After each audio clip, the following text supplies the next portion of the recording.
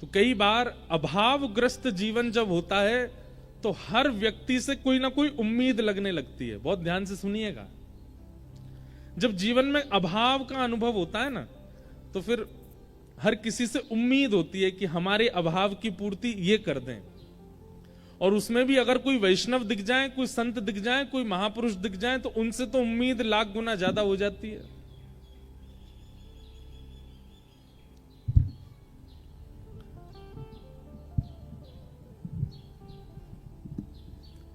अभाव में उम्मीद उठती है, और संतों के प्रति तो बहुत ज्यादा। एक बार महाराज जी एक नदी के तट पर, एक प्रसिद्ध एक उदाहरण है, हमने बहुत पहले कथा में कहा था, आज याद आया।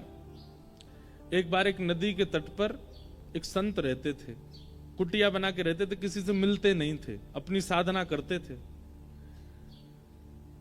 तो एक व्यक्ति महाराज जी के पास नहीं आया था, उनकी कुटिया पे नहीं आया था, लेकिन वो अपने जीवन से इतना परेशान, थका हुआ, हारा हुआ नदी के तट पर रो रहा था। सोच रहा था प्राणों की बाजी लगा करके अपने प्राणों का त्याग कर दूं।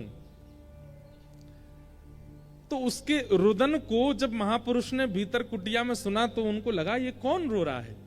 आते जाते नहीं थे बाहर, लेकिन एक व्यक्ति को रोता देख वो महापुरुष बाहर आ गए। बाहर आकर के उन्होंने देखा कि एक व्यक्ति रो रहा है और प्राण त्यागने की पूरी स्थिति बन चुकी है उसकी, नदी में डूब करके प्राण त्यागेगा। महाराज जी उसके पास दौड़े दौड़े गए, जाकर के बोले, हे भैया तुम रो क्यों रहे हो, क्या बात है। तो उसने बताया, बोले मेरे साथ ऐसा हो गया, मेरी पत्नी मुझे छोड़ के चली गई, मेरे बच्चों को भी अपने साथ लेके चली गई, भाइयों ने घर से निकाल दिया, मेरी कुछ देखता नहीं, मेरे पे इतना कर्जा हो गया, दुकानदार सब लोग और पूरे गांव के लोग मुझे मारने को घूम रहे हैं, अब मेरे पास और कोई चारा नहीं है, मैं क्या करूं। मैं किसी और जगह जा भी तो नहीं सकता, मुझ पे इतना धन नहीं कि मैं पलायन करके किसी और गांव में चला जाऊं। अब मेरे पे एक ही तरीका है कि मैं प्राण त्याग दूं। और वो संत जो थे उन्होंने इतने दुख कभी सुने ही नहीं थे। वो तो इतने, अरे राम राम राम, ये सब हो रहा है तुम्हारे साथ। बोले हाँ।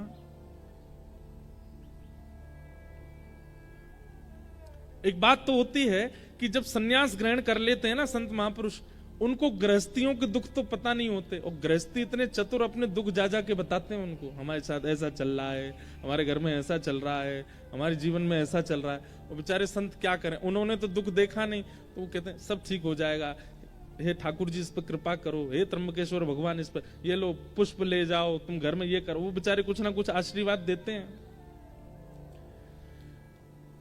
रोता हुआ देखा उसको व्यक्ति को, तो महाराज जी बोले, भाई तुम बिल्कुल चिंता मत करो, तुम्हारा रोना मुझसे देखा नहीं जा रहा, तुम इतने कष्ट में हो, इतनी पीड़ा में हो, मुझे लगता है संसार में इतनी पीड़ा और किसी को नहीं होगी जितनी तुमको है। बोले वाले महात्मा बेचारे। तो उन्होंने क्या किया, अपनी जटा में से एक बाल तोड़ लिया, और तोड़ के निकाल के उसको दिया, बोले ये लो रखो।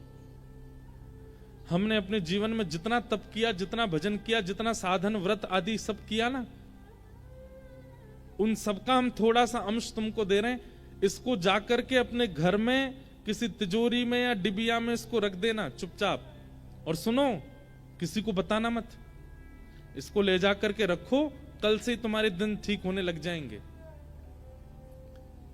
बोला महाराज जी पक्का ठीक हो जाएंगे। बोले हो जाएंगे ठीक, लेकिन शर्त है किसी से कहना नहीं और दोबारा यहां आना नहीं, तुम मुझे नहीं जानते, मैं तुमको नहीं जानता, इसको ले जाओ तो सब ठीक हो जाएगा, आत्महत्या करने की तो सोचना भी मत। चला गया, उसने जाकर के वो एक डिब्बी में रखा, अपनी अलमारी में जैसी रखा, संत के भजन का बल, अगले दिन से ही उसका काम जो था वो सुधरने लगा, धीरे धीरे उसकी सब सारे कर्जे पूरे होने लगे, पता नहीं कहां से धन आने लगा। जब देखा पत्नी ने कि पति सुधर गया, सब कुछ ठीक हो, तो पत्नी भी आ गई, बच्चों को भी ले आई, धीरे धीरे इतना सब कुछ बढ़िया हो गया कि उसने अपना छोटा घर तो छोड़कर बगल वाली जमीन पर बड़ा घर बना लिया। कहां जिस पर एक समय रोटी खा ले तो 3 दिन तक भोजन नहीं होता था, आज उसकी ये स्थिति हो गई है कि 56 भोग बनते हैं घर में। एक दिन उसके साले साहब, मतलब पत्नी के भैया, वो आए और आकर के उससे बोले, भैया जीजा जी, आज से 2-3 साल पहले आपकी स्थिति हम सबको पता है क्या थी, और आज आपकी स्थिति क्या है ये भी हम सबको पता है। ऐसा क्या किया आपने जो ये सब कुछ इतना हो गया? जीजा जी अदा में बैठे थे, हंस रहे थे। अरे अब क्या बताऊं तुमको, वो नदी है ना हमारे गांव में। बोले हाँ, वहां पे एक कुटिया है, उसमें एक महात्मा रहते हैं। उन्होंने अपने अंग का बाल तोड़ करके मुझको दे दिया, और वही मैंने अपनी तिजोरी में रख लिया, उसी से सब कृपा हो रही है। लेकिन सुनो, तुम मत जाना वहां पर, मैंने तुमको बता दिया, और तुमको जितना चाहिए मुझसे ले लो, लेकिन तुम मत जाना। लेकिन किसी व्यक्ति को पता चल जाए कि भाई बिना कुछ किए, बिना जॉब किए, परिश्रम किए, किसी के बाल रखने मात्र से काम बनना है, कौन नहीं जाएगा? और आजकल के लोग तो ऐसे पे ही विश्वास करते हैं। और वो जो साला था वो पहुंच गया महाराज जी कुटिया पर रात में, और बाहर जाकर के पीट पीट के रोने लगा कुटिया। कोई संत बेचारे निकल के, अरे भैया तुम रो क्यों रहे हो, क्या हो गया, इतनी पीड़ा? संत हृदय नवनीत समाना, मक्खन जो होता है ना वो स्वयं नहीं पिघलता, लेकिन किसी बर्तन को गर्म करके मक्खन के पास रख दो तो मक्खन पिघलने लग जाता है। ऐसे संत होते हैं, वो अपने ताप से नहीं पिघलते, दूसरे का ताप देख नहीं पाते। क्या बात है, तुम क्यों रो रहे हो? बोले ऐसे ऐसे मेरे तो कष्ट आ गया है, और भगवान आप मुझे अपना बाल दे दो। महात्मा बोले, इसको किसने बताया? महात्मा भीतर कुटिया में चले गए। बोले मैं प्राण त्याग दूंगा बाहर ही, या तो मुझे बाल दीजिए, नहीं तो मैं अपनी आत्महत्या कर लूंगा, यहीं पर अपना शव घेर दूंगा। महात्मा बेचारे आए, बोले भैया यार तुम ऐसे मत करो। बोले नहीं, अपना बाल दे दीजिए बस। महात्मा ने एक जटा तोड़ के उसको दे दी। उसका भी दिन सुधरने लगा। उसने अपने 4-5 मित्रों को बता दिया, 4-5 मित्रों ने रिश्तेदारों को बता दिया, रिश्तेदारों ने गांव के गांव को बता दिया। अब तो ये स्थिति हो गई कि महाराज जी के पूरी कुटिया चारों तरफ से लोगों ने घेर ली। ना महाराज जी का भजन बन पा रहा था, ना आश्रम, सब बस खटखटा में बाल दे दो। महाराज जी बोले भैया ये क्या तरीका। एक दिन महाराज जी सोचे रात हो गई है, अब मैं भाग जाता हूं। जैसे ही कुटिया से बाहर निकले तो क्या देखा, सब नदी किनारे ही सो रहे थे। अरे महाराज जी आ गए, महाराज जी आ गए, आओ आओ आओ। सब ने घेर लिया। पहले तो मांगने लगे, और जब बेचारे महाराज जी बहुत परेशान हो गए, एक आध रोआ तोड़ के दे दिया उन्होंने, और इतनी संख्या में भीड़ आ गई तो बेचारे महाराज जी जान बचा के भागे। लोगों ने घेर लिया और एक एक बाल स्वयं ही नोच के चले गए। बेचारे वो महात्मा बोले कितना बड़ा घनघोर अपराध हो गया हमसे कि एक को दे दिया, वो सब उसके पीछे। भैया श्रीमद् भागवत जी कहती हैं कि महापुरुष से कभी मांगना नहीं चाहिए, कभी कुछ मत मांगो, क्योंकि वो आपके सामने उपस्थित होकर अपने दर्शन दे रहा है। ये सबसे बड़ी चीज वो दे रहा है, इसके आगे और कुछ मांगना ही नहीं चाहिए। वो आपके सामने उपस्थित हैं, आप अपने नेत्रों से उनको देख पा रहे हो। उसी वायुमंडल में आप खड़े हो, जो वायु उनको स्पर्श कर रही है वही आपको स्पर्श कर रही है। इतना अगर प्राप्त हो रहा है तो ये परिपूर्ण है, इसके आगे कोई इच्छा मत रखो। किम पुनर्दर्शन स्पर्श पाद शौचासनादि। अगर स्पर्श को मिल जाए, जैसे महाराज जी का तो नियम है, लेकिन कई महापुरुषों को अगर स्पर्श करने को मिल जाए, उनके चरण छूने को मिल जाए और उनकी वाणी सुनने को मिल जाए, तो बोले ये तो ये समझो माला माल कर दिया उन्होंने। नहीं तो दर्शन में इतनी सामर्थ्य है कि एक महापुरुष का दर्शन, वो महापुरुष जिस तीर्थ से आए हैं वहां के आराध्य ठाकुर का ही दर्शन मानना उनके रूप में। मान लीजिए हमारे दत्तदास महाराज जी वृंदावन आते हैं तो इनके रूप में त्र्यंबक भगवान ही आए हैं, दत्त भगवान ही आए हैं। और हमारे वृंदावन के कोई महापुरुष यदि दत्त धाम आ जाए तो यही सोचना चाहिए साक्षात राधारमन लाल ही पधारे हैं, श्री राधा वल्लभ लाल जी इनके रूप में पधारे हैं। हमको मत मान लेना उस रूप में, हम तो भैया बालक हैं। कोई महापुरुष आवे तो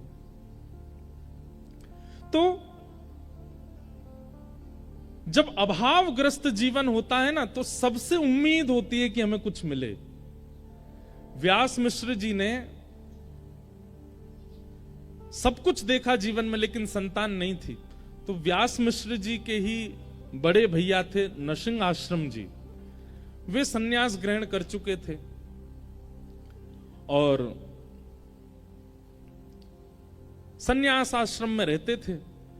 एक दिन उनका आगमन देववन में हुआ, तो व्यास मिश्र जी प्रणाम करने के लिए गए, तो अपने छोटे भाई को, पूर्व आश्रम के छोटे भाई को देख करके नरसिंह आश्रम जी बोले, कहो व्यास जी कैसे हो? ठीक है भैया, आपकी सब कृपा है। बोले तुम्हारे मुखमंडल से ऐसा लगता है कि तुम बहुत चिंता में हो, क्या बात है, बहुत पीड़ा में लग रहे हो? तो व्यास मिश्र जी बोले, पीड़ा तो कुछ नहीं है, बस संतान नहीं है। तो नरसिंह आश्रम जी बोले, भैया ये तो प्रारब्ध है, भाग्य में होगा तो मिलेगा, तुम्हारे भाग्य में नहीं होगा तो फिर तुम दोनों पति पत्नी मिलकर भजन करो ठाकुर जी का। भाग्य पर विश्वास रखो, होगा तो मिलेगा, नहीं तो कोई बात नहीं। तो ये बात सुनकर के व्यास मिश्र जी के बगल में बैठी हुई उनकी पत्नी तारा जी, मतलब हरिवंश महाप्रभु की माता जी, वो बोल पड़ी। वो क्या बोली? वैसे तो संकोच करती थी, ये हमारे जेठ जी हैं, भले ही सन्यास में हैं, लेकिन हैं तो बड़े भैया हमारे पति के, संकोच करती थी, लेकिन आज बोल पड़ी कि अगर भाग्य पर ही निर्भर रहना है तो आप जैसे महापुरुषों के दर्शन का लाभ क्या होगा? यदि जीवन में भाग्य ही सर्वोपरि होता है, भाग्य ही सर्वाधान होता है, तो आप जैसे महापुरुषों के दर्शन, प्रवचन और स्पर्श से हम लोगों को प्राप्त क्या होता है? यदि भाग्य पर ही निर्भर रहना है तो सत्संग करना छोड़ देते हैं, महापुरुषों का दर्शन छोड़ देते हैं, कथा वार्ताएं सुनना छोड़ देते हैं, भाग्य में जो है वो मिलेगा। ये बात नरसिंह आश्रम जी के हृदय को स्पर्श कर गई कि बात तो सही है कि अगर भाग्य से ही सब मिलना होगा तो संत दर्शन का प्रभाव क्या है, संत दर्शन का लाभ क्या है? नरसिंह आश्रम जी बोले, तुम चिंता मत करो, मैं कुछ प्रार्थना करता हूं ठाकुर जी से। और आप इतने दिव्य थे कि एकांत में वन में जाकर के आपने ठाकुर जी से प्रार्थना की, और जैसे ही नेत्र बंद करके ठाकुर जी से आराधन करने लगे तो और दिन तो ठाकुर जी का श्री विग्रह दिखाई देता था, और दिन तो ठाकुर जी के वैकुंठनाथ पति के दर्शन होते थे, पर आज ठाकुर जी की वंशी दिखने लगी।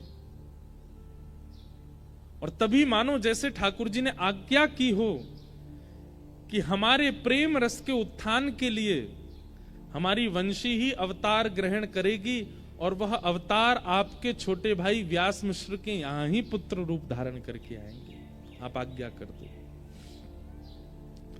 नरसिंह आश्रम जी लौट करके आए और आकर के व्यास मिश्र जी से कहा, आप चिंता मत करो, ठाकुर जी ने मुझे आश्वासन किया है कि आपके घर भगवत भक्ति का प्रचार करने वाले एक बालक का जन्म होगा।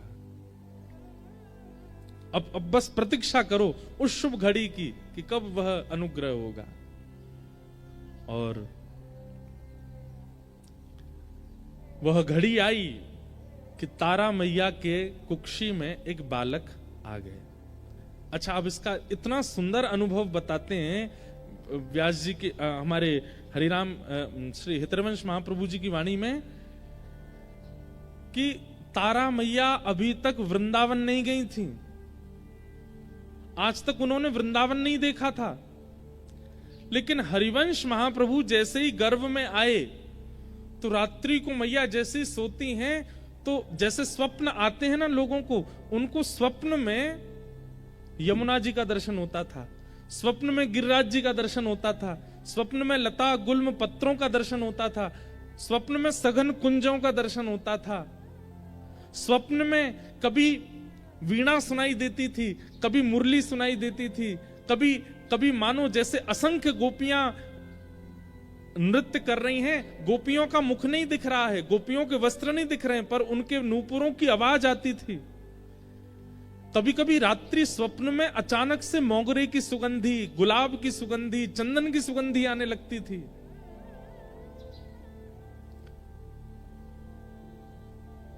और इन सब स्वप्नों को देख करके वे जैसे उठ के बैठती थी तो उनके मुख से पहला शब्द निकलता था, श्री वृंदावन।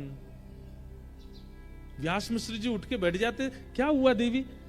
बोले पता नहीं, सघन वन दिखाई देता है, कलकल करती नदी दिखाई देती है, वेणु की ध्वनि सुनाई देती है, चंदन की सुगंधी आती है, नूपुरों की ध्वनि सुनाई देती है। मतलब वृंदावन का जितना रूप है, बिना वृंदावन गए उनको अनुभव होने लग जाता था। महाराज जी, वृंदावन अचल नहीं है, सचल है। अगर कृपा हुई ना तो इन 7 दिनों में यहां श्रवण करने वाले श्रोताओं को भी दत्त धाम में वृंदावन का अनुभव होने लग जाएगा। श्री गोदावरी जी में यमुना जी दिखने लग जाएंगी। यहां के आसपास के वन्य क्षेत्र में गिरिराज जी का दर्शन हो जाएगा।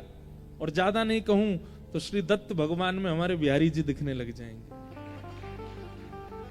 अगर वृंदावन पूर्ण रूपेण आपके चित्त में वायु से, प्रकाश से, वाणी से प्रविष्ट हो गया तो आप जहां बैठे हो वहीं वृंदावन प्रकट होने लग जाएगा। वृंदावन अचल कोई स्थान नहीं है, सचल है वृंदावन। और इस बात का प्रमाण व्यास मिश्र जी की पत्नी तारा मैया, श्री हितरवंश महाप्रभु की माता जी, उनको वृंदावन का अनुभव होने लगा। और इसका प्रमाण आप कहेंगे कि इतनी प्राचीन कथा सुना रहे हो महाराज जी, अब किसी को नहीं हुआ होगा। अरे अभी कुछ वर्षों पूर्व इस भारत भूमि को सौभाग्य प्राप्त हुआ राधा बाबा महाराज, जो कि गोरखपुर में विराजते थे। गीता प्रेस की स्थापना करने वाले पूज्य श्री भाई जी और श्री राधा बाबा महाराज दोनों एक दूसरे के संग विराजते थे गोरखपुर में। तो जिन श्री राधा बाबा महाराज की हम चर्चा कर रहे हैं, वे कभी वृंदावन आए ही नहीं महाराज जी, कभी वृंदावन नहीं गए। लेकिन वृंदावन की एक एक वस्तु का वर्णन उन्होंने अपनी ग्रंथों में किया। वृंदावन की रज की महिमा, वृंदावन की यमुना जी की महिमा, ब्रजवासियों की महिमा, वृंदावन के दर्शन की महिमा, वृंदावन के मौसम की महिमा, गिरिराज जी की महिमा, परिक्रमा की महिमा, वृक्षों की महिमा, कुंज निकुंजों की महिमा। अरे कहां तक कहें, वे गोरखपुर में बैठे बैठे पूरे वृंदावन का नक्शा बना देते थे और कहते थे यहां पे ये मंदिर है, यहां पे ऐसा है, यहां पे ऐसा। कभी वृंदावन नहीं आए। किसी ने उनसे कहा बाबा आप वृंदावन क्यों नहीं जाते? बोले मैं अगर वृंदावन गए हो तो वापस नहीं आ पाऊंगा, इसलिए वृंदावन गए ही नहीं। वृंदावन सचल है, अचल नहीं है। और वृंदावन कोई स्थान नहीं है, वृंदावन कोई गांव नहीं है, वृंदावन कोई भूमि नहीं है। श्री राधा कृष्ण दोनों का प्रेम हृदय ही श्री वृंदावन है। वो विचरण करता रहता है। अनेक कथाओं का, अनेक अनुष्ठानों का अनेक फल होता है। आप गायत्री अनुष्ठान करेंगे उसका फल अलग है, भागवत कथा सुनेंगे उसका फल अलग है, यहां रह करके आप पुरुषण करेंगे उसका फल अलग है। लेकिन 7 दिन तक वृंदावन रस चर्चा का केवल एक ही फल है, चित्त में प्रेम का उद्दीपन होना, प्रेम प्रकट होना। क्योंकि वृंदावन केवल प्रेम देता है और कुछ नहीं। तारा मैया को उस प्रेम का अनुभव हो रहा था, मानो जैसे रोम रोम कहता हो चलो वृंदावन, चलो वृंदावन, चलो वृंदावन। और कुछ महीने हुए थे गर्भ में बालक को कि तारा मैया अब व्यास मिश्र जी से कहती हैं कि मुझे वृंदावन ले चलो, मुझे वृंदावन ले चलो। उस काल में इतनी व्यवस्थाएं तो थी नहीं। एक दिन व्यास मिश्र जी ने योजना बनाई और जो बादशाह जिसके यहां व्यास मिश्र जी सब अपनी क्रियाएं करते थे, उसको जाके कहा हमें कुछ दिन का अवकाश दीजिए, पत्नी को लेकर वृंदावन जाना है। तो बादशाह ने कहा हमको आगरा जाना एक जरूरी काम से, आपकी अगर इच्छा हो तो हमारे संग ही निकल चलिए। आपकी पत्नी सगर्भा भी हैं, उनकी उचित व्यवस्था कर देंगे, बढ़िया लोग उनको पालकी में लेके चलेंगे, 2-4 सखियां दासियां भी ले लेंगे तो उनको पीड़ा नहीं होगी।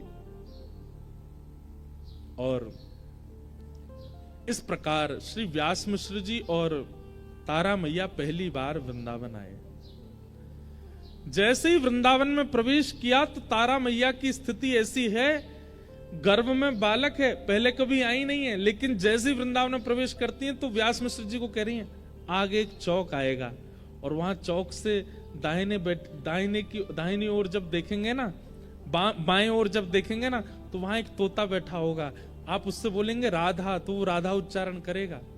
व्यास मिश्र जी भी आश्चर्य में, ये सब इनको पता कैसे है? क्योंकि गर्भ में जो बालक है वो साक्षात वृंदावन के प्रकट करता श्री हितरवंश महाप्रभु, वो वंशी के अवतार हैं, ठाकुर जी की वंशी ही आई है। वो जैसे जैसे पहले से बताने लग जाती हैं, यमुना जी का वर्ण कैसा है, यमुना जी की वायु कैसी है, यमुना जी की सुगंधी कैसी, पहले से ही बता देते हैं।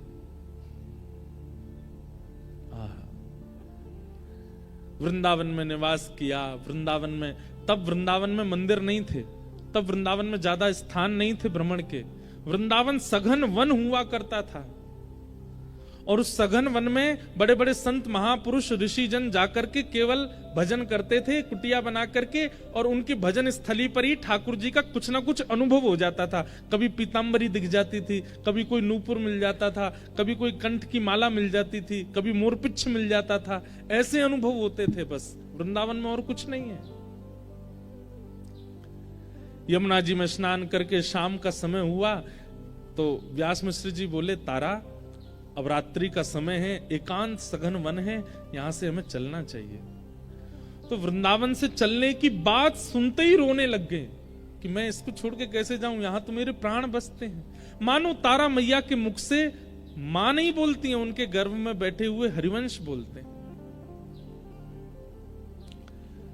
लेकिन व्यवस्थाएं वहां थी नहीं कुछ भी रात में रुकने की, तो निकलना पड़ा। मानो ठाकुर जी ने विचार किया कि अगर ये आगरा पहुंच गए, वैसे तो आगरा तक ब्रज की सीमा मानी जाती है, लेकिन फिर भी विचार किया कि ये ब्रज से बाहर ना जाएं, अब ब्रज आए तो ब्रज में ही इस बालक का जन्म हो। तो वृंदावन से थोड़ी दूरी पर मथुरा पार करने के बाद आगरा के मार्ग पर एक स्थान है बाद, जिसको बाद ग्राम कहते हैं, रिफाइनरी के, आज की रिफाइनरी के पास, उससे पहले बाद ग्राम। वहां पहुंचे तो इतनी प्रसव पीड़ा हुई कि तारा माँ ने कह दिया मैं आगे नहीं जा पाऊंगी, यहीं रुकी। और बाद ग्राम में ही रुक गए। वहीं ग्रामीण लोगों ने कहा कि आप बिल्कुल चिंता मत करो, यहीं रहिए, हम आपकी खूब सेवा करेंगे, खूब आनंद करेंगे, सब बढ़िया, आप हमको रस चर्चा सुनाते रहना। तो व्यास मिश्र जी थोड़ा प्रवचन सत्संग आदि करते थे, गांव के लोग सब वहां ध्यान रखते थे। और अंत के प्रसव काल के समय तारा माता जी और व्यास मिश्र जी बाद गांव में रहे। और फिर पावन तिथि आई वैशाख शुक्ल एकादशी, जो कि आज है वैशाख शुक्ल एकादशी, और वार था सोमवार। आज कौन सा वार है? सोमवार तो नहीं है, लेकिन बाकी तिथियां तो मिली गई। वैशाख शुक्ल एकादशी, और वैशाख शुक्ल एकादशी की पावन तिथि पर श्री ब्रजमंडल के बाद ग्राम में तारा मैया की कोख से श्री राधा वल्लभ लाल जी को वृंदावन में विराजमान करने वाले श्री हितरवंश महाप्रभु का प्रादुर्भाव। बोलो हितरवंश महाप्रभु की जय। महाप्रभु जी का जन्म हुआ। पूरे ब्रजमंडल में ऐसी आनंद की उमंग हो गई, मानो पता नहीं कैसे गांव के लोगों को इतना उत्साह होने लगा, सब उत्सव मनाने लगे, सबको ऐसा उत्सव जैसा होने लगा जैसे ठाकुर जी के प्रादुर्भाव पर उत्सव हुआ, वैसा उत्सव होने लगा।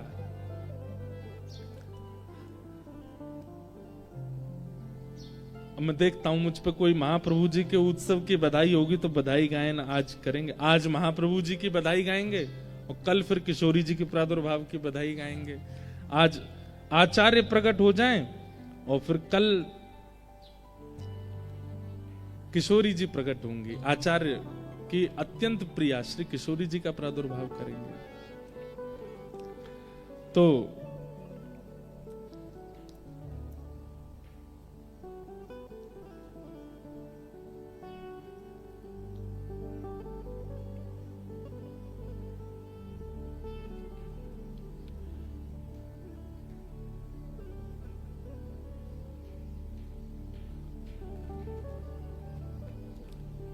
जीवोतारानंदन चिर जीवो जीवोतारानंदन चिर जीवो जीवोतारानंदन चिर जीवो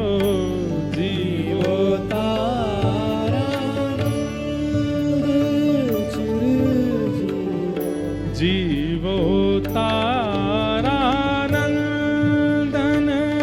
चिर जीवो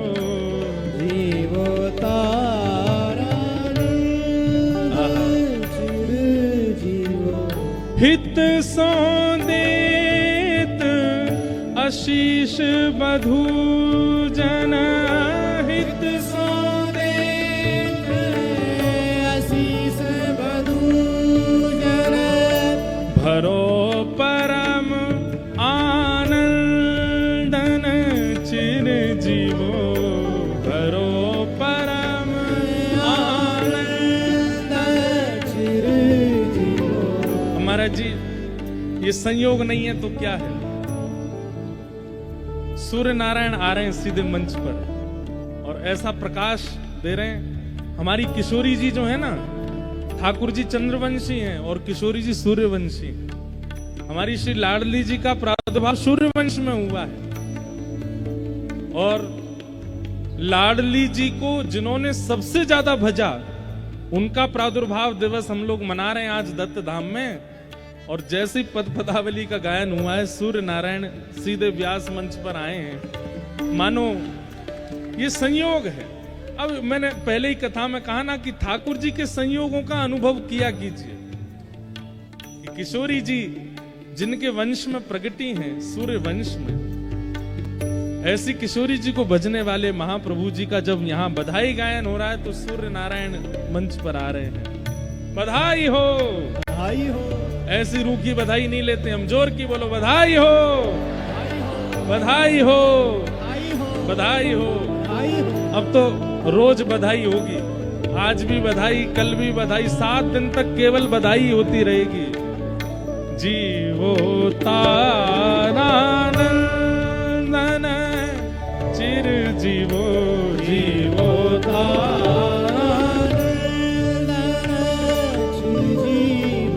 करुणा कुशल जगत गुरु रानी, करुणा कुशल जगत गुरु रानी, तुब कुल पूरण चंदन चिर जीवो, तुब कुल पूरण चंदन जीवो।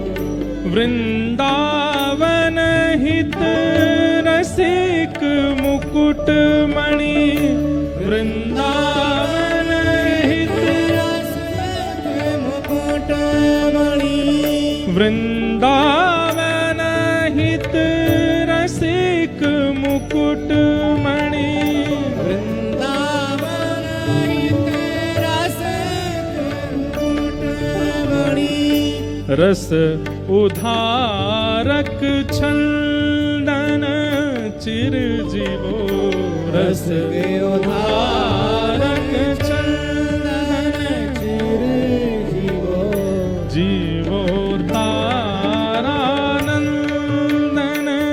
चिर जीवो, जीवोतारानंदन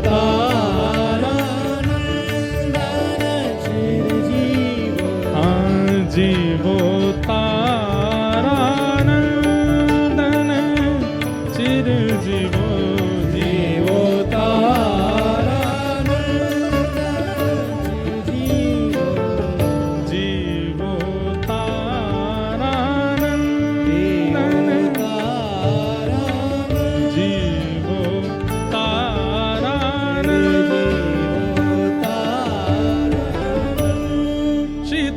महाप्रभु। लो, यहाँ लाइट भी बंद हो गई तो हेलोजन का काम भी सूर्य नारायण ही कर रहे हैं। वाह, हमको आप लोग दिख ही नहीं रहे हो, केवल सूर्य ही दिख रहे हैं। मानो जैसे सूर्य ज्यों ज्यों नीचे आ रहे हैं, किशोरी जी ही आ रही हो। हमारी किशोरी जी का प्रादुर्भाव कल बताने वाली बात है, लेकिन आ रही है मुख पे तो क्यों रहूं पीछे। हमारी किशोरी जी का प्राकट्य, महाराज जी सारे ठाकुरों का प्राकट्य 12 बजे हुआ, दिन में 12 बजे, रात में 12 बजे, पर हमारी किशोरी जी 12 बजे नहीं हुई। हमारी किशोरी जी हुई ब्रह्म बेला में, सुबह सुबह। और सुबह सुबह भी उस बेला में हुई जिस बेला में सूर्य उदय होना प्रारंभ होता है। मतलब धीमी धीमी किरणें शुरू होती हैं जैसे जैसे सूर्य की, उस काल में किशोरी जी का प्रादुर्भाव हुआ है। उसके पीछे भाव ऐसा बताते हैं कि भैया जितने भगवान हैं सब रात्रि और दिन में 12 बजे हुए, तो रात्रि में जिनका जन्म हुआ वे अत्यंत प्रेममयी हैं जैसे हमारे श्री कृष्ण, और दिन में 12 बजे हुए वो उतने पौरुषवान हैं, वो उतने सूर्य की किरणों के समान हैं जैसे प्रभु श्री राम, परशुराम जी, ये सब या तो दिन में 12 बजे हुए, रात्रि 12 बजे हुए। पर हमारी किशोरी जी दिन में प्रकट हुई। इसके पीछे हमारे आचार्य चरण कहते हैं कि उस सूर्य की किरण में किशोरी जी का जन्म हुआ, जिस सूर्य की किरण किसी को पीड़ा नहीं देती, सुख देती। प्रातः काल ब्रह्म मुहूर्त में जब सूर्य धीरे धीरे उठना प्रारंभ होते हैं, उस समय का सूर्य सबको सुख देता है। पुष्पों को सुख देता है, वन को सुख देता है, नदियों को सुख देता है, मानवों को सुख देता है, पूरे ब्रह्मांड को सुख देता है। सुख देने वाली उस बेला में किशोरी जी का प्रादुर्भाव हुआ। कल इसी समय के सूर्य सहन नहीं कर पाएंगे हम, लेकिन आज वर्षा होने के कारण ये सूर्य भी वैसे ही लग रहे हैं, ब्रह्म बेला वाले, बिल्कुल करुण, बिल्कुल मधुर, बिल्कुल आनंददायी। ये सब संयोग है। मैं तो संयोग ही बताता रहूंगा, ऐसा हुआ तो ये समझो, ऐसा हुआ तो ये समझो, और यही होना चाहिए। कथा सुनना, कथा करना, भजन साधन करने का फल यही है कि आपको हर क्षण संयोग का अनुभव होता हो। जिसको कोई संयोग अनुभव नहीं होते ना, उसको ठाकुर जी का अनुभव नहीं हो सकता। हमारी तो कथा की यही हमको प्राप्ति है कि हमको संयोग के अनुभव हो जाते हैं। महाप्रभु जी प्रकट हुए। प्रकट होते ही पूरे बाद गांव में आनंद, वृंदावन तक आनंद हुआ। सबने आ करके बधाई गाई, चिरजीवो तारानंदन कह करके आनंद कराए। ऐसे महाप्रभु जी प्रकटे।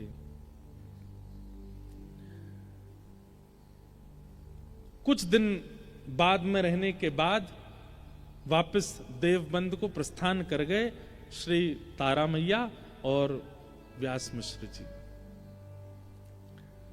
देवबंद में पहुंचने के बाद धीरे धीरे बालक बड़े होने लगे। तो इनके पिताजी के सेवा के ठाकुर जी थे राधा मोहन जी, उनकी सेवा करते। तो बालक बचपन से ही इनकी ऐसी रुचि थी, खूब रोते थे, लेकिन जैसे ही ठाकुर जी के सामने लेकर के तारा मैया बैठ जाती थी, ठाकुर जी को देख करके ऐसे गंभीर धीर पलक झपकना भूल जाते थे, देखते रहते थे केवल ठाकुर जी को। बालक में बचपन से ही गुण दिखने लग जाते हैं भगवत सेवा के। उस समय माता पिता को सावधान हो जाना चाहिए। अगर उसमें भगवत सेवा के गुण दिख रहे हैं तो भैया वो कोई महापुरुष ही है, उसका फिर रुझान उसी तरफ कराने लग जाओ, वो उसी से ही उसका कल्याण होगा। धीरे धीरे बड़े हुए तो इनका मन केवल वहीं लगता था, जहां मंदिर था ठाकुर जी का, वहीं जाके बैठ जाते थे। लेकिन पिताजी अपरस के कारण भीतर नहीं आने देते, तो बाहर बैठे बैठे देखते रहते थे ठाकुर जी को। और नजर भी कहां होती थी? ठाकुर जी के अधरों पे, क्योंकि वहीं रही है ना, वंशी है। ठाकुर जी के अधरों को ही देखते रहते।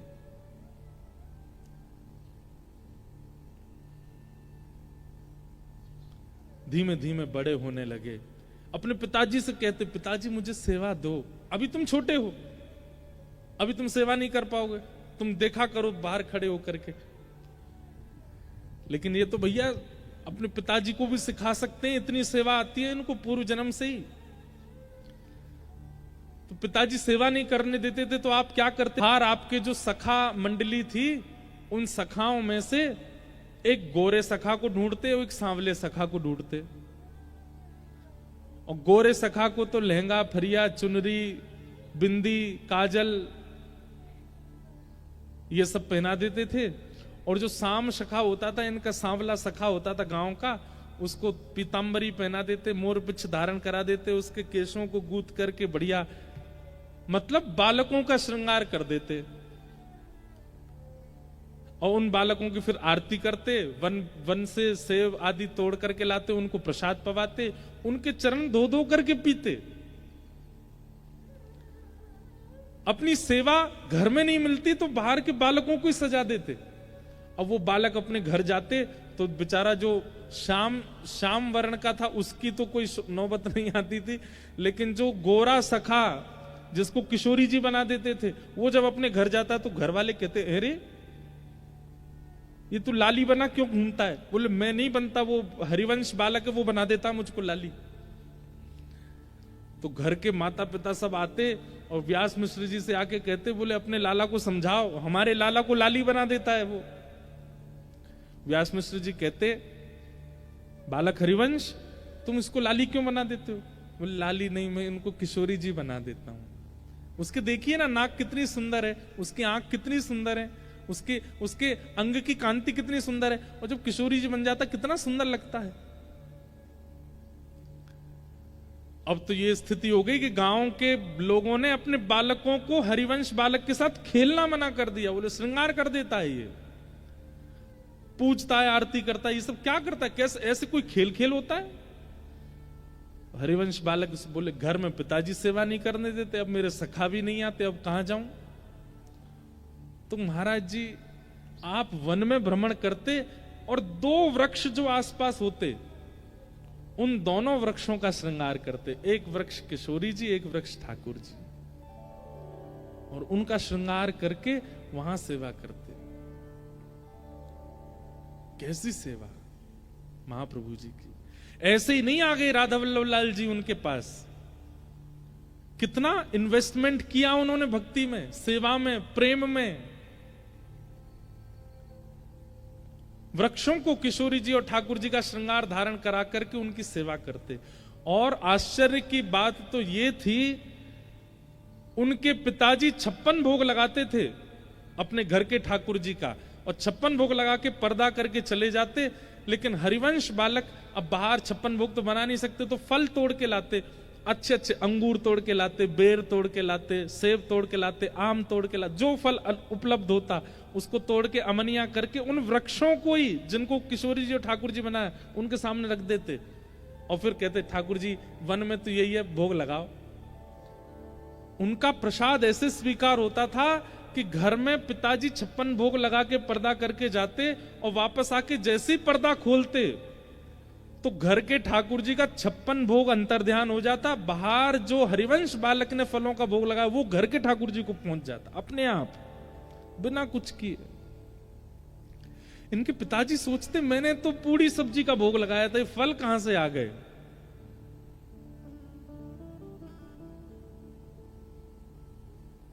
ऐसी सेवा करते श्री हरिवंश महाप्रभु। अब चरित्र तो उनका बहुत विस्तृत है, कैसे कैसे अनुभव हुए उनको, रास का अनुभव हुआ, सब बाल्यकाल से अनुभव हो गया था उनको। और महाराज जी एक नियम था श्री हरिवंश महाप्रभु का, जिस नियम का उन्होंने त्याग नहीं किया कभी भी। क्या? जल भी यदि पीते थे तो वो पीते थे जो ठाकुर जी का भोग लगा हो। प्यासा रहना मंजूर है, लेकिन बिना ठाकुर जी को निवेदित किए कोई वस्तु स्वीकार नहीं करते थे। महाप्रभु जी के लिए एक सुंदर पंक्ति भी हमारे ब्रज में गाते हैं, काहू लियो जप काहू लियो तप। किसी ने जप लिया, किसी ने तप लिया। काहू लियो जप काहू लियो तप, काहू महाव्रत साध लियो है। काहू लियो गुण काहू लियो धन काहू महा उन्मोद लियो है, रंचक चारु चकोर दंपति, संपत्ति प्रेम पीयूष पियो है। श्री राधिका वल्लभ लाल के थाल को, श्री हित हरिवंश प्रसाद लियो है। श्री राधिका वल्लभ लाल के थाल को, श्री हित हरिवंश प्रसाद लियो है। और ये नियम उनका बड़े होके नहीं था, बचपन से ही था। बाल्यकाल में भी वन में खेलते थे बच्चों के साथ, धूप के कारण प्यास लगती, बच्चे नदी का पानी पी लेते, आप नहीं पीते थे। आप पहले दोना बनाते, दोना बना करके नदी के जल को उसमें लेते, फिर युगल वृक्ष को देखते। अकेला वृक्ष नहीं, युगल वृक्ष कहाँ है, युगल वृक्षों के समीप जाते, फिर उनका श्रृंगार करते, उनको किशोरी जी ठाकुर जी मान के फिर जल का भोग लगा के तब पीते। ऐसा नियम। इतनी सुंदर एक लीला सुनाते हैं, फिर इसके बाद हम राधा वल्लभ जी के प्राकट्य की कथा कह के कथा विश्राम करेंगे आज की। एक बार आपको रात्रि में भूख लगी, 5-6 वर्ष की आयु थी हरिवंश महाप्रभु जी की। एक तरफ माता जी, एक तरफ पिताजी सोए थे, बीच में सो रहे थे बालक। इतने में ही आप उठ के बैठ गए और रोने लगे, जैसे एक छोटा बालक रोता है, भूख लगी है, कुछ खाने को दो, भूख लगी है, बहुत जोर की भूख लगी है। तो माता जी उठी, पिताजी उठ गए, बोले अरे बालक बहुत भूखा है, जल्दी कुछ लेके आओ। माता जी गई रसोई घर में से कुछ सामग्री उठा लाई। अब इनका ऐसा स्वरूप था, ये देखते ही पहचान जाते थे कि भोग लगा कि नहीं। महाराज जी, एक बात हमने अनुभव की है कि जिनका प्रसाद लेने का नियम होता है ना, उनको बिना प्रसाद अगर आप पवा देंगे कुछ, उनको पता चल जाएगा कि ये प्रसाद का नहीं है। बालक रो रहे है और बहुत जोर को भूखो है, प्यासो है, और वो आपको और मेरो अधरामृति ग्रहण करे, चरणामृति लेवे, वाके अलावा कछु लेवे ना है। माता पिता हम दोनों उनको भोग लगावे में संकोच कर रहे हैं रात्रि को समय, लेकिन बालक रो रो है। किशोरी जी बोली हाँ रो तो रहे हो, अब एक काम करो, जल्दी आप ही ऐसी कोई योजना बनाओ कि चरणामृत और अधरामृत, अधर को प्रसाद दोनों व्यवस्थित कर दो ताकि बालक को मिल जाए। तो सेवा के ठाकुर जी, इतने इतने से ठाकुर जी उठ के बैठ गए, और उठ के बैठे और बैठ करके अपने शेष सैया से उतरे। शेष सैया से उतर के छोटी सी पात्र उठा करके किशोरी जी के चरणन के नीचे रखो, और ठाकुर जी एक लुटिया में जल लेकर के आए, किशोरी जी के चरण धो रहे हैं, और किशोरी जी के चरण धो करके किशोरी जी के चरणामृत को वहां में व्यवस्थित कियो, और फिर स्वयं किशोरी जी के बगल में बैठ के अपने चरण धो रहे हैं ठाकुर जी अपने चरण खुद ही धो रहे हैं। किशोरी जी बोली लाओ मैं धो, बोले ना वो पाप लगेगा, आप तो मेरी आराध्या हो, आप मत धो, मैं खुद धो लूंगा। अपने आप ठाकुर जी अपने चरण धो रहे हैं। फिर बंटा भोग लेकर के आए, और बंटा भोग, अब कितना सा मंदिर होता है घर का, इतना सा मंदिर है, वो छोटे से ठाकुर जी लीला कर रहे हैं अपने आप ही। बंटा भोग लेकर के आए, नेक्स्ट श्री जी को पवायो, नेक्स्ट स्वयं पायो, और अपनो उच्छिष्ट छोड़ते जा रहे हैं, उसमें पूरा पूरा नहीं पा रहे, क्योंकि हरिवंश बालक को चाहिए। भोग प्रसादी सब सिद्ध करके व्यवस्थित करके रख दई, और दोनों सेज पे पौड़ गए, चदरिया ओढ़ के सो गए। किशोरी जी बोली आपने चरणामृत तैयार कर दियो, अधरामृत पर वाल लेवे कौन आएगो, धर तो दियो। अब ठाकुर जी बोले मैं चिल्ला के बोलूं कि ले जाओ, तो बोले कुछ तो करो। तो वहां कोई खिलौना रखा था, ठाकुर जी के सन्मुख खिलौने होते हैं, ठाकुर जी ने एक खिलौना गेड़ दिया मंदिर में। जोर की आवाज हुई तो व्यास मिश्र जी तारा मैया को पता चली, अरे ठाकुर जी के मंदिर में से आवाज आई है, कहा है देखो। आपने भीतर मंदिर में जाकर के जैसी देखी, एक खिलौना गिरा पड़ा था, लेकिन तभी क्या देखा, वहां तो सन्मुख एक पर्दा के पीछे तो ठाकुर जी सोए, पर्दा के आगे एक चौकी में एक पात्र में खूब सारे मेवा लड्डू आदि सब रखे हैं, और सब पे 2-2 दतुइयां लगी हुई हैं, ठाकुर जी ने खा ली हुए, और एक चरणामृत को पात्र रखो है, वहां में चरणन में लगे हुए चंदन धुले भये हैं और वहां में से रात्रि में लगा हुए इत्र की सुगंधी आ रही है। ये दृश्य देख करके व्यास मिश्र जी और तारा मैया समझ गए, बोले कि हमारा बालक सामान्य नहीं है, हमारा बालक देखो वो अधरामृत ठाकुर जी का लेता है, ठाकुर जी का महाप्रसाद लेता है, तो ठाकुर जी ने उठ करके अपने चरणामृत और महाप्रसाद दोनों सिद्ध किए ताकि उसको पवाए, और ले जाकर के वो महाप्रसाद और चरणामृत हरिवंश बालक को पिलाया, तब जाकर के वो सोए। ऐसे श्री हरिवंश महाप्रभु। और चरित्र तो बहुत है, लेकिन हम अब राधा वल्लभ जी के प्राकट्य करा करके फिर चलते हैं। महाप्रभु जी बड़े हो गए, उनका ब्याह हुआ, जिनसे ब्याह हुआ वो भी ठाकुर जी की अनन्य भक्ता हुई, श्री रुक्मणी बाई जी। उनके प्रथम पुत्र हुए श्री वनचंद्र जी। इस प्रकार आपके बालक हुए। कुछ वर्षों बाद किशोरी जी ने रात्रि में आपको आज्ञा की और आपसे कहा कि अब आप वृंदावन चलो। वहां इनको बीच में एक ठाकुर जी भी मिले थे, उनका नाम नवरंगी लाल जी, वो आज भी विराजते हैं देवबन में। आप वृंदावन जाने को तैयार हुए, पत्नी बच्चों से कहा तुम लोग सब संभालो, नवरंगी लाल जी की सेवा करो, किशोरी जी की मुझे आज्ञा हुई है, मैं वृंदावन जाऊंगा। और महाराज जी हरिवंश महाप्रभु जी को दीक्षा भी किशोरी जी नहीं दी, राधा रानी नहीं दी, राधा नाम की दीक्षा प्रदान की। महाप्रभु जी वृंदावन के लिए निकले, रात्रि हो गई थी, चित्थावल नाम के गांव में आप एक वृक्ष के नीचे सो गए। किशोरी जी ने वहां फिर स्वप्न दिया और कहा कि हम यहां दोनों युगल एक रूप में विराजमान हैं, आप कृपा करके आत्मदेव नाम के ब्राह्मण है उनके घर जाओ, वहां से हमारे उस स्वरूप को लेकर के वृंदावन चलो। और किशोरी जी ने आज्ञा की, अपनी पत्नी बच्चों को छोड़ करके आए हो देवबन में, लेकिन अब हमारी आज्ञा है, हमारी सेवा के विस्तार के लिए आत्मदेव ब्राह्मण जो हैं, इनकी 2 पुत्रियां, दोनों से आप ब्याह कर लेना और इन्हीं का वंश हमारे आगे सेवा में लगेगा।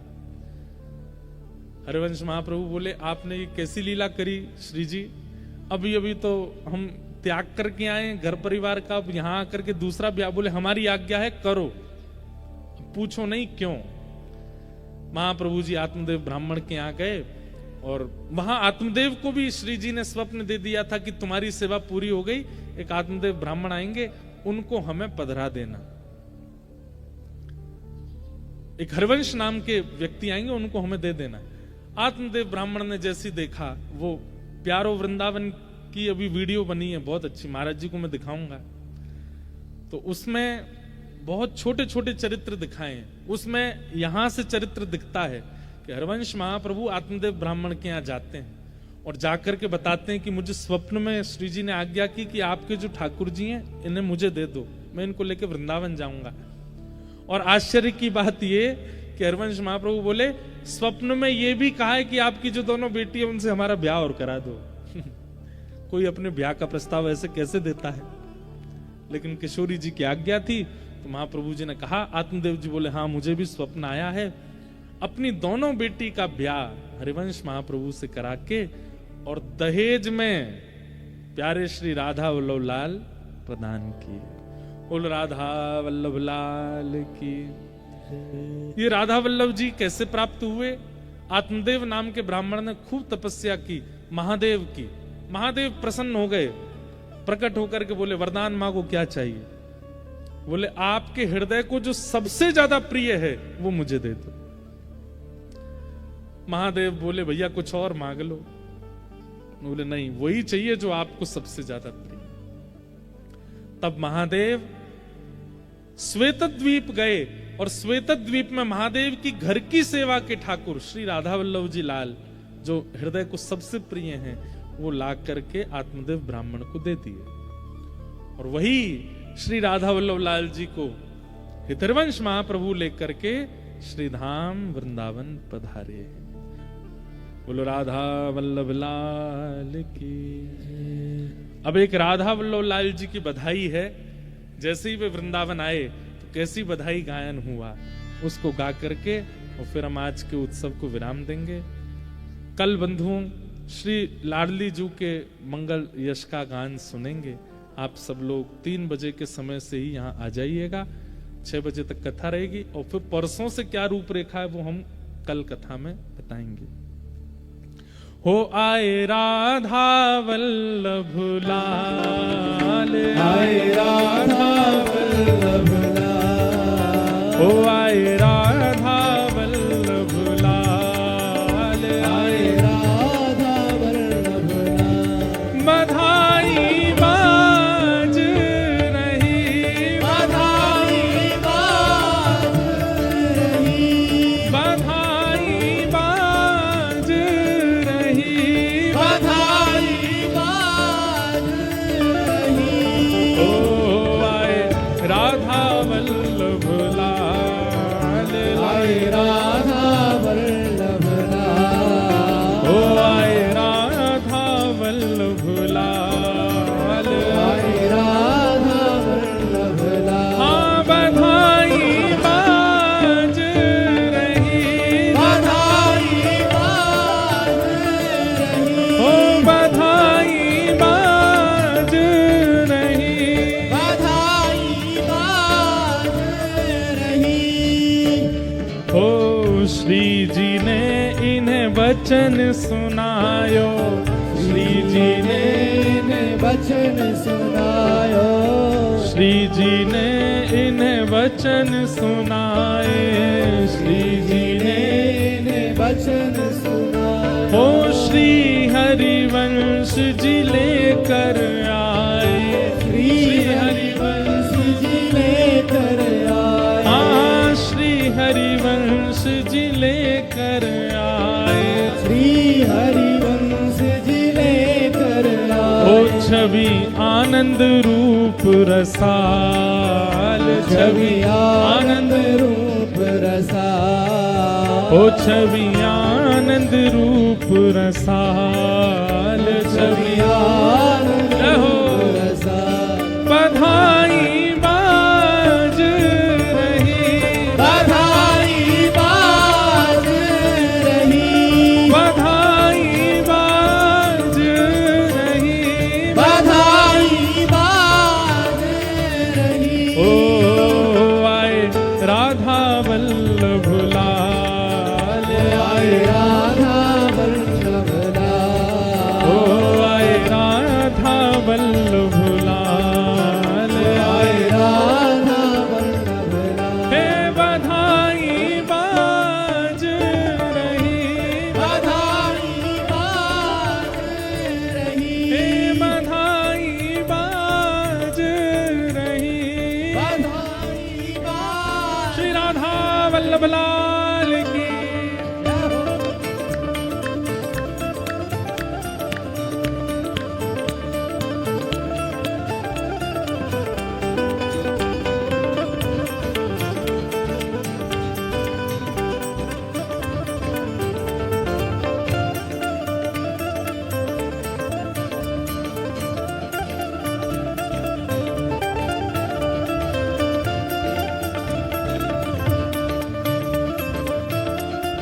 देखो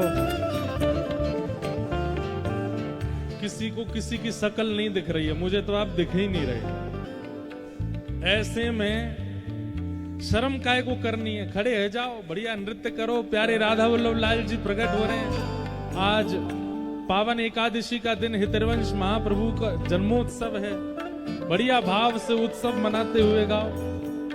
हाँ श्री हरिवंश जू नाचे गावे, श्री हरिवंश जू नाचे गावे, हाँ श्री हरिवंश जू नाचे गावे, श्री हरिवंश जू नाचे और गावे।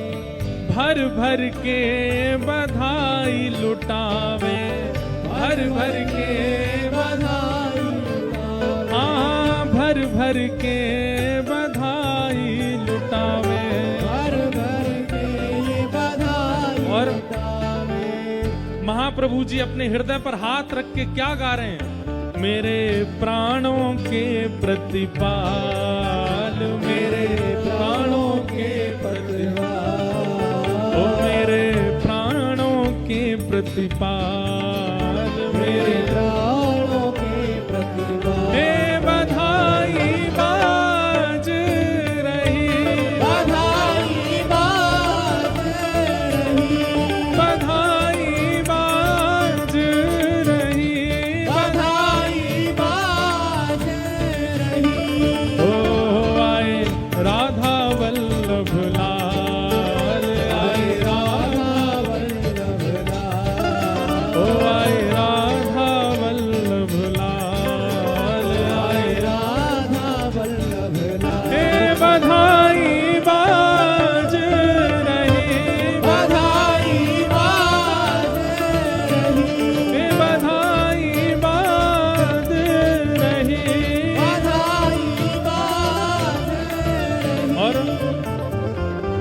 वृंदावन में बाजी बधाई, वृंदावन में बाजी बधाई, दत्त धाम में बाजी बधाई, दत्त धाम में बाजी बधाई। क्यों? राधा वल्लभ निधि प्रगटाई, राधा वल्लभ निधि प्रगटाई, प्यारे राधा वल्लभ निधि प्रगटाई। राधा वल्लभ निधि प्रगटाई। अगली पंक्ति जो है ये आपको करना है क्या? वो सब नाचे दे दे ताल, सब नाचे दे दे ताल, वो सब नाचे दे दे ताल, सब नाचे दे देता। बधाई बाज रही, बधाई बाज रही, बधाई बाज रही, बधाई बाज रही। आयो राधा वल्लभ लाल, आयो राधा वल्लभ लाल, ओ आयो राधा वल्लभ लाल, आयो राधा वल्लभ लाल। बधाई बाज रही, बधाई बाज रही, बधाई बाज रही। बधाई बाज रही। आतुर हित हरिवंश पुकारो, राधा राधा नाम, आतुरित हरिवंश पुकारो, राधा राधा नाम। ओ प्यारो राधा राधा नाम, प्यारो राधा राधा। वेग से कहो सब लोग, जय राधे राधे, राधे राधे, श्री राधे राधे, राधे राधे, हरिवंश प्यारी, राधे राधे, हरिदास दुलारी, राधे राधे, जय राधे राधे, राधे राधे, श्री राधे राधे। राधे राधे।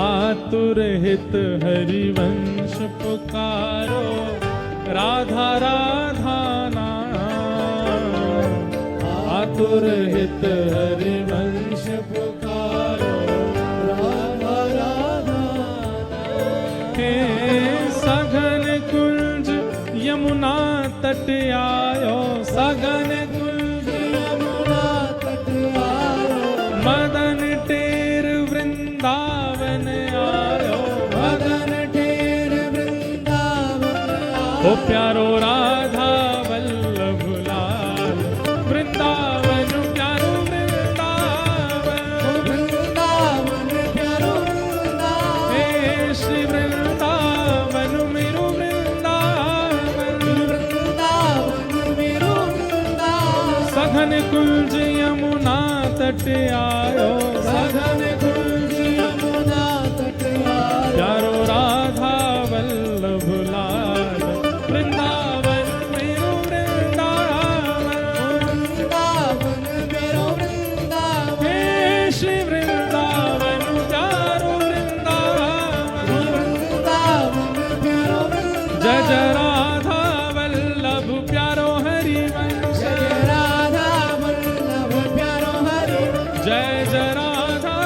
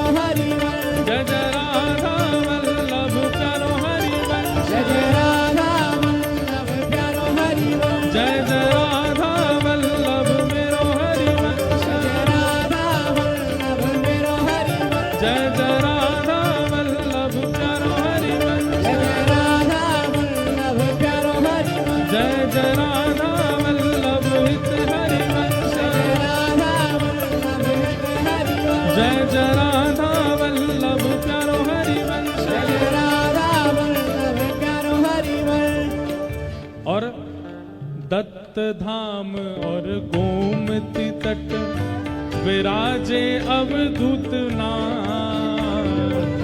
दत्त धाम और गोमती तट विराजे अवधूत। ये पिछले वर्ष जब मास कथा हुई थी तब एक पंक्ति गिरधर लाल जी ने यहाँ के लिए लिखी थी। दत्त धाम और गोमती तट विराजे अवधूत नाथ। दत्त धाम और गोमती तट विराजे अवधूत नाथ। हे श्री दत्त दास सो सेवा पावे, दत्त दास सो सेवा पावे, श्री दत्त दास सो सेवा पावे, श्री दत्त दास सो सेवा पावे। हो जहाँ प्यारे अत्रि लाल वृंदावन मेरो वृंदावन, वृंदावन मेरो वृंदावन, हे श्री वृंदावन प्यारो वृंदावन। वृंदावन मेरो वृंदावन। दत्त दास सो सेवा पावे, दत्त दास सो सेवा पावे। हो जहाँ प्यारे अत्रि लाल वृंदावन मेरो वृंदावन, वृंदावन मेरो वृंदावन, हे श्री वृंदावन मेरो वृंदावन। वृंदावन मेरो वृंदावन। जय राधे राधे, राधे राधे, जय राधे राधे, राधे राधे, श्री राधे राधे, राधे राधे, जय राधे राधे, राधे राधे, श्री राधे राधे, राधे राधे, जय राधे राधे, राधे राधे, जय राधे राधे, राधे राधे, श्री राधे राधे, राधे राधे, जय राधे राधे, राधे राधे, राधे राधे, राधे राधे, जय जय श्री राम, राधे। जय जय श्री राम, जय जय